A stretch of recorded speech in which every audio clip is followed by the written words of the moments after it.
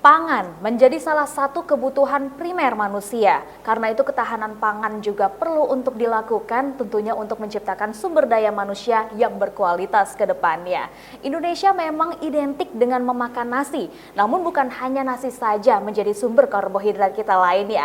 Banyak alternatif yang bisa kita tawarkan. Salah satunya adalah mokaf. Nah, kali ini kita masih dalam pembahasan tersebut dalam bedah tajuk Lampung Pos. Oke, Bang Is. Tadi kita sempat sampaikan ternyata Provinsi Lampung ini bisa menggagas salah satu alternatif untuk bahan pokoknya yaitu adalah mokaf. Wah, ini kalau boleh diceritakan seperti apa perkembangannya saat ini, Bang? Dan seperti apa potensinya tentunya untuk menjadikan mokaf itu menjadi pangan pokok alternatif?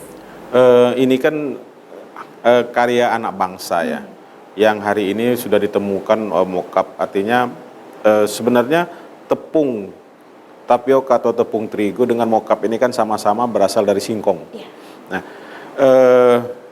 kita ketahui Lampung itu produksi per tahunnya singkong itu ada 95% singkong itu berasal dari Lampung secara nasional. Artinya sangat besar sekali Lampung memproduksi singkong. Di Lampung sendiri itu terdapat 366.830 hektar. Ini sangat luas. Tentu beberapa tahun yang lalu kita agak flashback ke belakang, harga tapioka ini kan sangat berfluktuatif karena dikuasai oleh beberapa perusahaan besar. Gubernur memutuskan supaya harga singkong itu harus standar.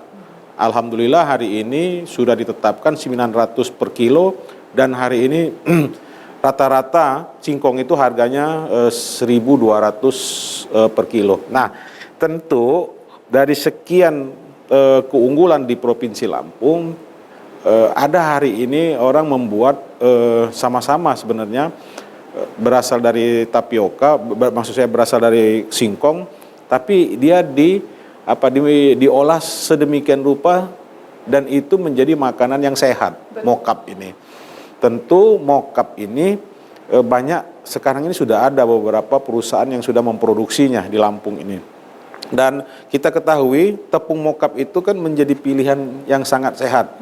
Terutama mungkin kalau umpama kita makan singkong atau makan apa kan mungkin diabetes, ya kan. Terus juga kadar gulanya dan lemaknya mungkin ada. Nah, tapi mokaf ini diproduksi sedemikian rupa dia tidak mengandung terlalu berlebihan dia kadar gulanya, kadar lemak dan lain-lain gitu loh, Pak. Nah, tentunya kalau kita bicara tentang karbohidrat memang itu kan tidak bisa kita kesampingkan karena bisa memberikan kita rasa kenyang dan juga tentunya energi untuk beraktivitas. Tetapi apabila kita bisa memilih yang lebih baik daripada beras, tentu ini menjadi sebuah prioritas begitu.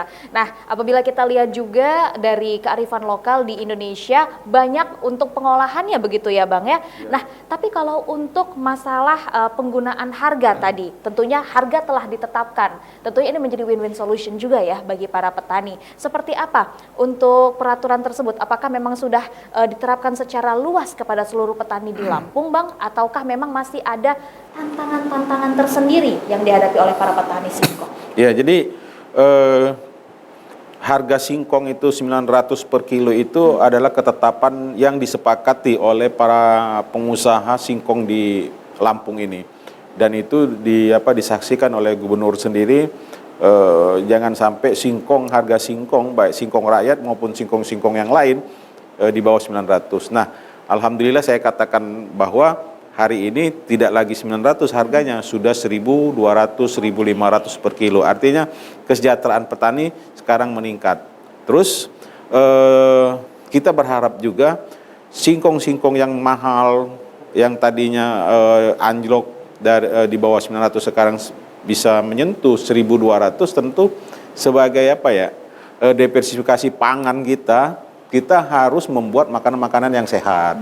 Ya kan, kalau singkong mungkin terlalu tinggi karbohidratnya, kalau mokaf ini yang hari ini banyak dikonsumsi masyarakat kadar karbohidratnya kan tidak terlalu tinggi seperti tepung terigu dengan tepung tapioka yang lain gitu loh. Wah, tentunya ini juga menjadi apresiasi kita kepada produksi anak bangsa ya, terhadap teknologi yang telah diciptakan juga menciptakan bahan dasar untuk bahan pokok yang ternyata lebih sehat, kemudian juga bisa membantu para petani di Lampung agar semakin berjaya. Nah, bagaimana rekomendasi atau solusi dari Bang Is sendiri agar tentunya bahan pokok pangan alternatif ini bisa benar-benar meluas ke Pemprov Lampung? Iya, jadi mokaf ini tentu sekarang dikembangkan karena apa? Karena ini kan makanan yang sehat, saya katakan tadi, juga makanan pengganti beras dan padi, ya kan? Kalau umpama mokaf ini sebenarnya produksi mokaf itu tidak hanya tidak hanya berupa tepung, buliran-buliran tepung, tapi dia sudah diproduksi makanan-makanan seperti keripik dan lain-lain itu, sehingga itu bagian dari makanan yang mengenyangkan kalau di pagi hari, malam hari juga seperti itu. Jadi tidak perlu kita harus menunggu nasi, beras atau apa.